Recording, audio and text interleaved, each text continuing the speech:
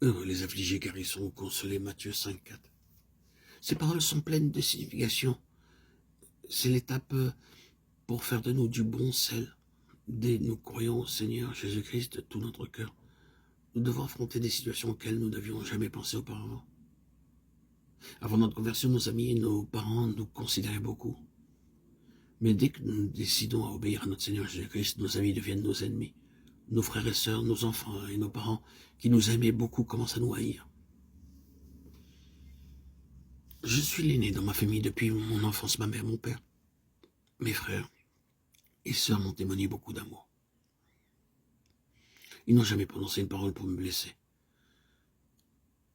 Mais lorsque je devins chrétien et que le Seigneur Jésus-Christ devint mon sauveur personnel, qu'il changea ma vie et me délivra complètement de mes voies mauvaises en me donnant la vie nouvelle, alors mes parents et mes amis me rejetèrent. Ainsi témoigne Baksing. Il continue en disant, lorsque je revins en Inde en 1933, mes parents me rencontrèrent à Bombay. Bien que cette année se soit écoulée depuis mon départ des Indes, ils ne voulurent pas me laisser rentrer à la maison à moins que je ne consente à ne dire à personne que j'étais chrétien.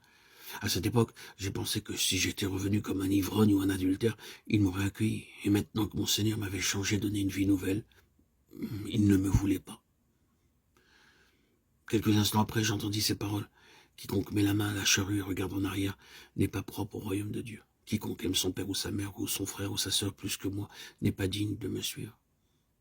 Ainsi, je dis à ma mère, je suis désolé, mon Seigneur, viens à la première place. Puis, ils me laissèrent à Bombay et partirent. Il y a des temps où nous devons passer par la tristesse et la critique. Vous ne pouvez qu'être malheureux lorsque vos propres frères et sœurs vous haïssent, vous maudissent et agissent mal envers vous. Mais grâce à Dieu, nous sommes consolés par notre Seigneur Jésus-Christ. À mesure que le temps passa, Dieu commença à parler à toute ma famille à sa manière. Je leur permis de me maudire et de mal agir envers moi, mais je n'ai jamais prononcé une seule parole contre eux. Je n'avais aucune haine dans mon cœur envers eux.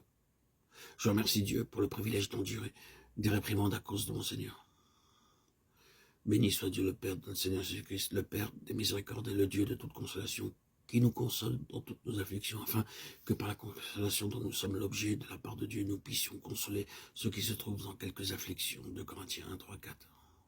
Ceux qui me maudissaient et abusaient de moi vinrent plus tard pour être consolés.